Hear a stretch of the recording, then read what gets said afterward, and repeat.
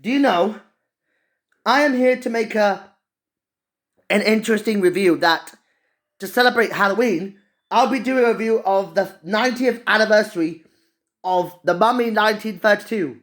I might call it Boris Karloff's The Mummy. Well, it's a very interesting example that this video is a request to Big Jack Films. So, to celebrate the 90th anniversary of the iconic 1932 smash hit classic movie, this movie is quite interesting because although it's the first film to feature a mummy, not really. That would be 1899's robbing Cleopatra's tomb. So that's why The Mummy is the most influential of the earliest mummy films that inspired its creation. That the plot was inspired by the 1922 finding of King Tutankhamun's tomb, which has turned 100 this year. So after a very incredible year with Dracula and Frankenstein from 1931, it was based on Bram Stoker's 1903 novel titled The Jewel of Seven Stars. As a result of this concept, the plot is very simple. From an early example of a director and lead actress fighting, to somewhat historically accurate concept, and its intimate legacy would gain itself sequels. Wow, this is very interesting that the plot was simple.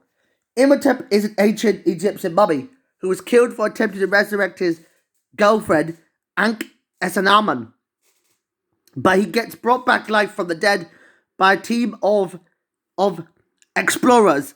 But he becomes a modern Egyptian named Adref Bey and searches for his girlfriend, who believes to be resurrected in the modern world, a la Frankenstein. But in a much more Middle Eastern take, it is quite interesting.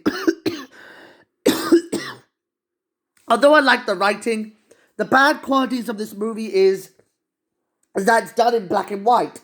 Like most monster movies like Nosferatu, which is 100 years old, and also King Kong, that I'm going to review it next year.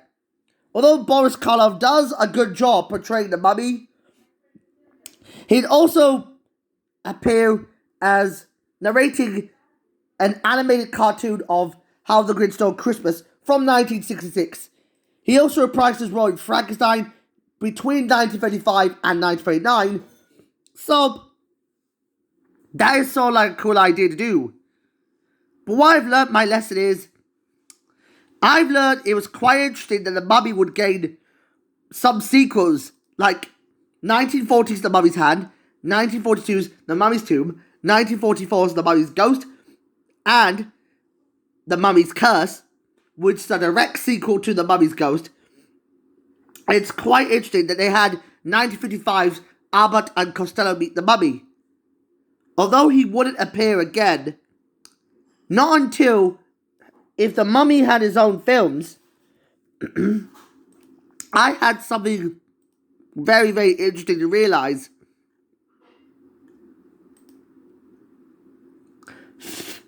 Back from 1959 to 1971, the Mummy would be resurrected by Hammer Horror, starting with The Mummy 1959, The Curse of the Mummy's Tomb from 1964, The Mummy's Shroud 1967, and Blood for the Mummy's Tomb from 1971. We had to wait until 1999 when we got Brendan Fraser's The Mummy.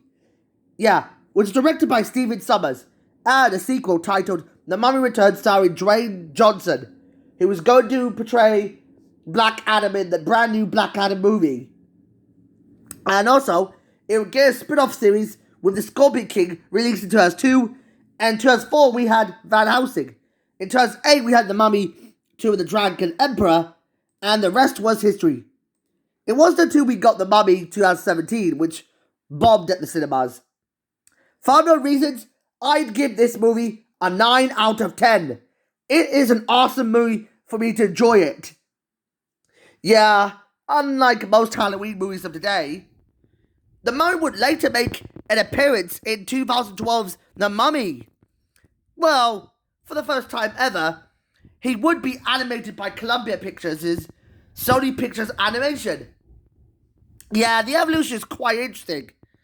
The evolution of this iconic monster, who had made his debut since 1932, was hilarious in my opinion. From 1932, the mummy was just a mummy without eyeballs. From 1987, he would be a one-eyed mummy. From 1999, as Imhotep, he would look like a zombie than a mummy. From 2002, he would look like Michael Jackson on steroids. 2012 made him look cartoonishly look like a marshmallow. And 2017, that this version of Mummy was depicted as a gothic girl. For some reason, that she's a monster. It sounds very, very interesting that we also recently got the Prince of Egypt. For some reason, the Prince of Egypt isn't based on the Mummy, but it's considered to be part of the Mummy film series. Although it was made by DreamWorks, it was released in 1982 heartwarming reviews that I kinda liked it. And let's not forget Moon Knight, which is the most recent live-action show I've seen, based on a fictional character from 1975, goes on an epic adventure to ancient Egypt to explore the secrets of his split personality problem. Yeah, that's kind of interesting. Well, to wrap this retrospective up, I would adore this movie. You know, I'm getting really tired of reviewing this movie, but tomorrow I might review Bullet Train. So, as I noticed that it's been a long while since I haven't seen The Mummy in a while, that I'm guessing Big Time Films made these reviews, and all I can say is you should hit the like button and subscribe. So, bye-bye!